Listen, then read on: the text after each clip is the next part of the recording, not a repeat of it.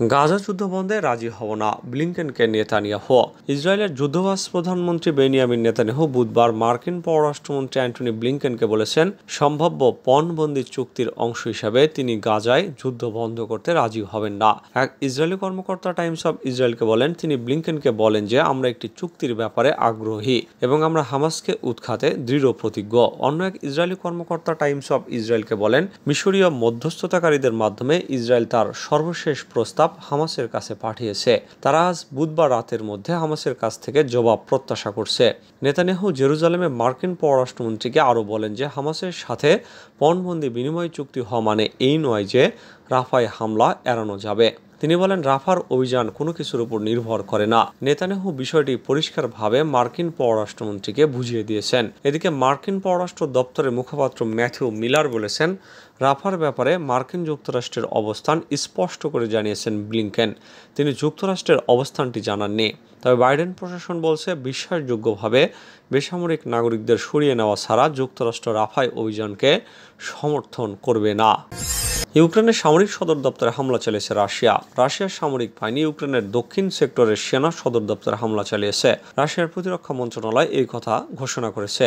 রুশ প্রতিরক্ষা মন্ত্রণালয় এক বিবৃতিতে জানিয়েছে, ইউক্রেনের সামরিক স্থাপনা, সেনা অবস্থান এবং সামরিক সরঞ্জামের উপর রাশিয়ার সেনারা সম্মিলিতভাবে বিমান, ক্ষেপণাস্ত্র এবং গোলা দিয়ে হামলা চালায়। আজ দিনের প্রথম দিকে রাশিয়ার রিয়া নভোস্তি এক রিপোর্টে জানিয়েছে, বন্দরনগরী ওডেসার সামরিক সদর দপ্তরে হামলা চালিয়েছে রাশিয়ার সামরিক বাহিনী।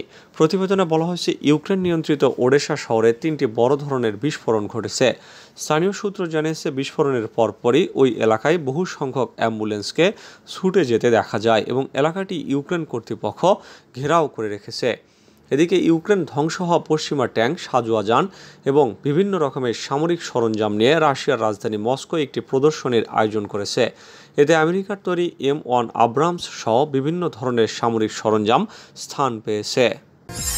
এবার গাজায় জর্ডানের ত্রাণ বহরে হামলা ইসরায়েলিদের। এবার গাজায় মানবিক ত্রাণ সহায়তা দিতে যাওয়া জর্ডানের 2টি গাড়ি বহরে হামলা চালিয়েছে ইসরায়েলি বসতি স্থাপনকারীরা। বুধবার জর্ডানের পররাষ্ট্র মন্ত্রণালয় জানিয়েছে, গাজা উপত্যকার দিকে যাওয়ার সময় কয়েকজন ইসরায়েলি বসতি স্থাপনকারী তাদের 2টি ত্রাণের গাড়ি বহরে হামলা চালিয়েছে। হামলার সময় গাড়ি 2টি বেহিত হানউন এবং কারাম আবু সালেম ক্রসিং এর দিকে যাচ্ছিল। ত্রাণের আটা, ময়দা, পানি এবং অন্যান্য প্রয়োজনীয় জিনিস বহন করছিল গাড়ি 2টি।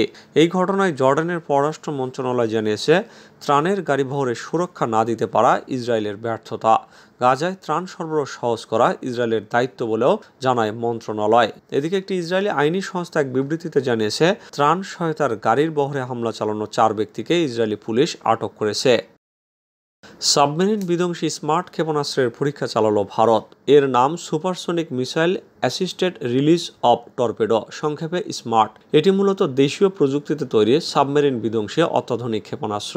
বুধবার দেশটির ওড়িশা উপকূলে এপিজে আবুল কালাম দ্বীপ থেকে এই সফল পরীক্ষা চালিয়েছে ভারতের defence research and development organisation DRDO।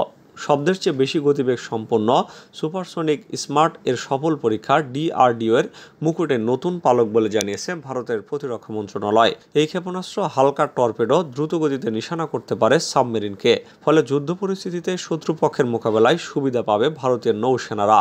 DRDO সূত্রের খবর, কঠিন জ্বালানি চালিত স্মার্ট এর প্রথম পরীক্ষা ছিল গত বছর। তারপর ধাপে ধাপে এর আধুনিকরণের কাজ চলছে। বুধবার ওড়িশা উপকূলের একটি গ্রাউন্ড মোবাইল লঞ্চার থেকে স্মার্ট উৎক্ষেপণ করা হয়। এরপরে ক্ষেপণাস্ত্রের পরিচালন ব্যবস্থা এবং প্যারাশুটের মাধ্যমে অবতরণকারী টর্পেডোর লক্ষ্যভেদের ক্ষমতা পরীক্ষা করেন DRDOর বিজ্ঞানীরা। ইসরায়েলের সঙ্গে সম্পর্ক রাখা দেশগুলোর প্রতি ক্ষোভ ঝাড়লেন খামেনি। ইসরায়েলের বাহিনী গণহত্যা চালাচ্ছে, এরই মধ্যে ইরানের সঙ্গে চলছে উত্তেজনা। দখলদার রাষ্ট্র ইসরায়েলের সঙ্গে সম্পর্ক স্বাভাবিক করা নিয়ে আরব দেশগুলোর প্রতি ক্ষোভ ঝাড়লেন ইরানের সর্বোচ্চ ধর্মীয় নেতা আয়াতুল্লাহ আলী খামেনি। বুধবার এক বক্তব্যে তিনি এই ক্ষোভ প্রকাশ করেন। আলী খামেনি বলেন, ইসরায়েলের সঙ্গে সম্পর্ক স্বাভাবিক করতে আরব দেশগুলো যে চেষ্টা চালাচ্ছে তাতে মধ্যপ্রাচ্য সংকট সমাধান হবে না। খামেনি আরও বলেন, কিছু মানুষ মনে করছেন প্রতিবেশী দেশগুলোকে ইসরায়েলের সঙ্গে সম্পর্ক স্বাভাবিক করতে জোর করা হলে সমস্যার সমাধান হয়ে যাবে, কিন্তু তারা ভুল করছেন। মার্কিন পররাষ্ট্রমন্ত্রী অ্যান্টনি ব্লিংকেন সোমবার বলেছেন, সৌদি আরব যদি ইসরায়েলের সঙ্গে সম্পর্ক স্বাভাবিক করে তবে ওয়াশিংটনের পক্ষ থেকে নিরাপত্তা প্যাকেজ দেওয়ার বিষয়টি প্রায় চূড়ান্ত করা হয়েছে। আর ইশারা নয়, সরাসরি মুসলিমদের নিশানা করে ভোট প্রচারে মোদি। আকারে ইঙ্গিতে নয়, তার বিরুদ্ধে তোলা ধর্মীয় মেরুকরণ এবং নির্বাচনের আদর্শ আচরণবিধি মেনে না চলার অভিযোগের মাঝেই লোকসভা নির্বাচনের প্রচারে এবার সরাসরি মুসলিমদের নিশানা করলেন প্রধানমন্ত্রী নরেন্দ্র মোদী।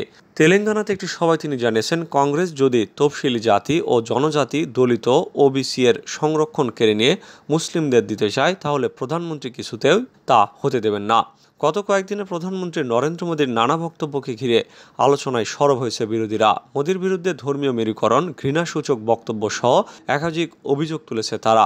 অভিযোগ উঠেছে নির্বাচনের আবহে আদর্শ আচরণবিধি ভঙ্গেরও। নির্বাচন কমিশনের তরফে তার দলের কাছে এ বিষয়ে ব্যাখ্যাও চাওয়া হয়েছে, কিন্তু তারই মাঝে আরও একবার প্রধানমন্ত্রীর গলায় একই সুর শোনা গেল, তবে অন্যান্যবারের মতো আকার ইঙ্গিতে নয়, বরং সরাসরি। তেলেঙ্গানার জাহিরাবাদের প্রচার সভা থেকে নরেন্দ্র মোদী বলেন, যতদিন আমি বেঁচে আছি দলিত জনজাতিদের সংরক্ষণকে ধর্মের ভিত্তিতে মুসলিমদের হাতে তুলে দেব না। কংগ্রেস এবং তাদের মতো সহযোগী রয়েছে, তারা কান খুলে এই কথাটা শুনে নাও। এত বিতর্কের পরেও কেন এই পথে হাঁটছেন প্রধানমন্ত্রী, সে নিয়ে প্রশ্ন উঠছে। কংগ্রেস সভাপতি মল্লিকার্জুন খার্গে মঙ্গলবার নরেন্দ্র মোদীর সমালোচনা করে বলেছেন, কংগ্রেস সংখ্যাগরিষ্ঠতা অর্জনের পথে রয়েছে এবং সেই কারণে মঙ্গলসূত্র আর মুসলমানদের প্রসঙ্গে বারে বারে নিয়ে আসছেন প্রধানমন্ত্রী।